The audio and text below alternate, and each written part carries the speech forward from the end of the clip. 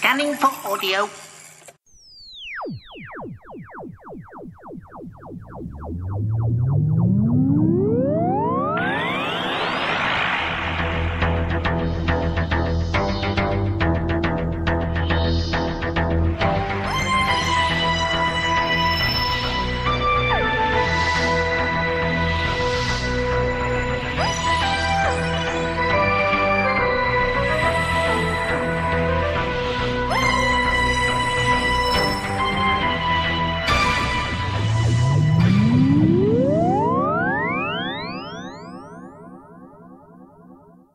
Welcome to the Teen Dog Podcast, recorded back to back, and making me just a little bit Doctor Who punch drunk. Today I'm talking about the King's Demons.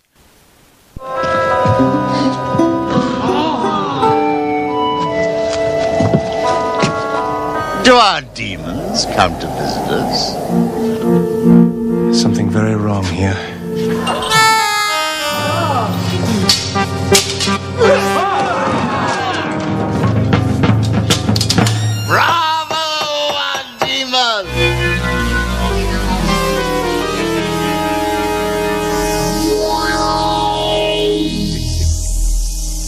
You escaped from Zarephath. Oh, my dear Doctor, you have been naive. The Master has set up an impostor as King John of England. What for? To change the course of history. What possible satisfaction can that give him? Well, he wants to rob the world of Magna Carta. Small-time villainy by his standards, but nevertheless something I intend to stop if at all possible. Very well, my dear Doctor, your will against mine, so be it.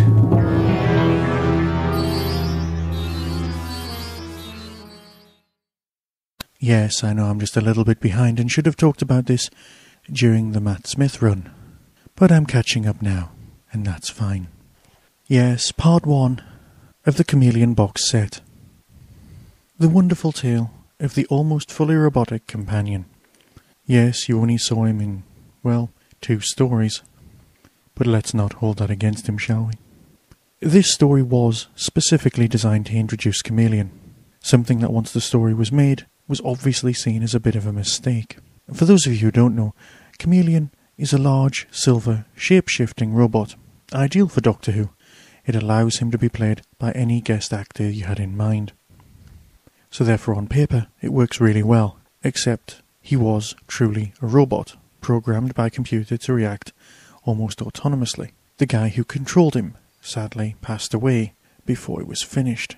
Like many things in Doctor Who, basically, a bit of a mess up. But that's fine.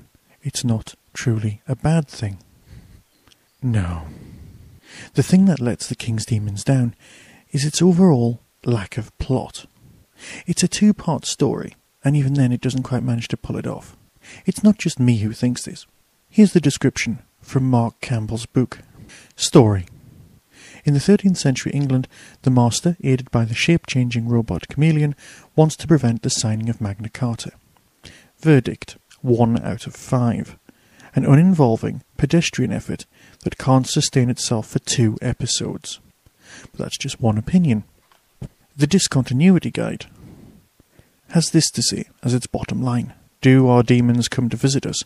Some nice medieval dialogue, the budget's just big enough to make it look convincing, but it's all very inconsequential. The Doctor admitting that the Master's plan to wreck the Magna Carta is small-time villainy by his standards. Now that's a line from the actual episode. It's just not quite good enough. Yes, the Master's TARDIS is of the wrong time, and there's a whole business of who's speaking French and who's not, and the world's worst accent, and even more bizarre, the world's very worst. Disguise Anthony Ainley as somebody else's makeup. So bad that you actually think he's removed his own face to reveal his own face. It just simply isn't great. Hence the reason it's ended up in a 2-story box set. But don't hold that against it too much. It does look nice. It has some great lines, some great moments. Give it a go. You'll probably enjoy it a lot more than you think. For me, the story means a lot, because it took place and was broadcast on my birthday. Yes, March the 4th. Always a good day. The Doctor being accused of being a demon is a wonderful moment, There are some great lines from Tegan, someone whose performance I can never really be annoyed at, ever. And of course this is a very nice lead-in to the following story, The Five Doctors. It is indeed inconsequential, but it's not bad. No, bad stories belong somewhere else. And so I'll leave this rather tiny review and move on to reviewing the substantially better Planet of Fire. Chameleon.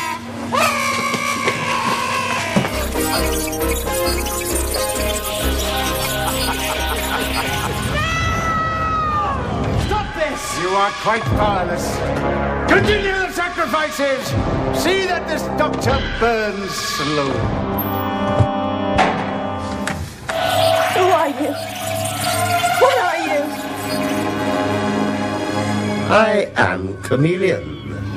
As my word is my bond, Chief Elder. This is a day of reckoning for us all.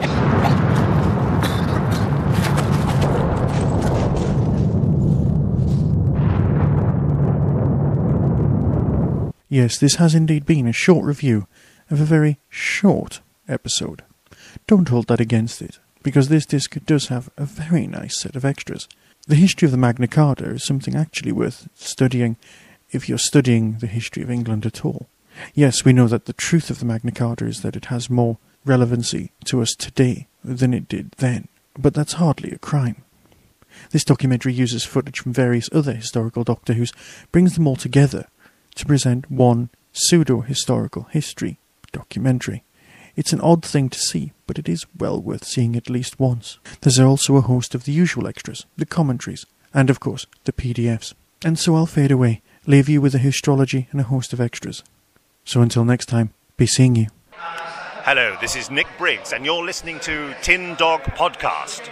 And now the histrology reading for Mark Weir, born on the 23rd of September 1966, born in the time of the First Doctor with change in the air, born during the Smugglers and on the anniversary of the broadcast of Tomb of the Cybermen Part 4 and the Reboss Operation Part 4. Your histrology. Your birthstone is Crystal Segment. A dead man's secret key is less exciting than it sounds. Cornwall is lovely at this time of year. Hanging around graveyards or small boat trips could make a welcome break and an ideal chance to deconstruct the meaning of some poetry. Logic dictates that you really ought to get that freezer working again. It is always important to ensure survival. There is so very much to learn. Beware of men who are not from the north, and be happy that the truth has brought a smile to an old man's face.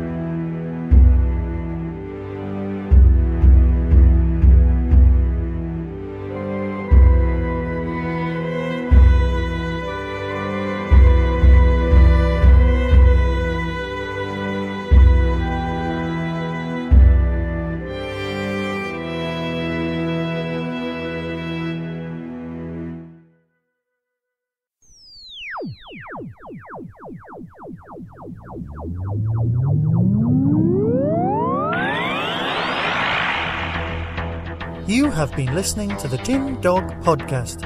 Doctor Who and its associated shows are all trademark of the BBC. No infringement is intended. Contact us at tin-dog@hotmail.co.uk.